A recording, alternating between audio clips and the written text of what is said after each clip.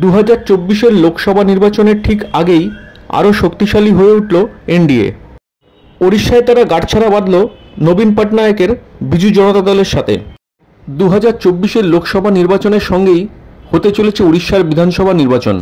রফা হয়েছে লোকসভা নির্বাচনে 2/3 আসনে লড়বে বিজেপি আর 1/3 আসনে লড়বে বিজু জনতা দল। আর বিধানসভা নির্বাচনে হবে ঠিক বিপরীত, অর্থাৎ 2/3 আসনে লড়বে বিজু জনতা দল এবং 1/3 আসনে লড়বে বিজেপি। এবার দেখে নেওয়া যাক 2019 সালের লোকসভা নির্বাচনে কোন দলের আসন সংখ্যা কীরকম ছিল। উড়িষ্যায় লোকসভা আসন সংখ্যা 21টি, 12টি ছিল বিজু জনতা দলের দখলে আর 8টি ছিল বিজেপির দখলে। কংগ্রেসের দখলে ছিল 1টি আসন। এবার দেখে নেওয়া যাক আসন্ন লোকসভা নির্বাচনে বিজেপি এবং বিজু জনতা দলের মধ্যে আসন রফার ফর্মুলাটি। উড়িষ্যায় লোকসভা আসন সংখ্যা 21টি, বিজেপি লড়বে 14টিতে আর 7টি আসনে লড়বে বিজু জনতা দল।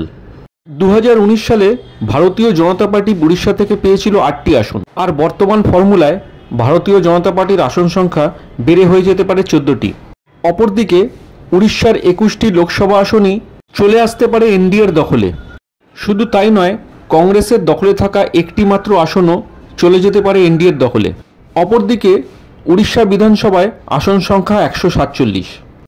বিজু জনতা দলের দখলে রয়েছে 111টি আসন, বিজেপির দখলে আসন রয়েছে 22টি, জাতীয় কংগ্রেসের দখলে রয়েছে 8টি আসন, একটি আসন রয়েছে সিপিআইএম এর দখলে, আর 4টি আসন রয়েছে নির্দল প্রার্থীদের দখলে।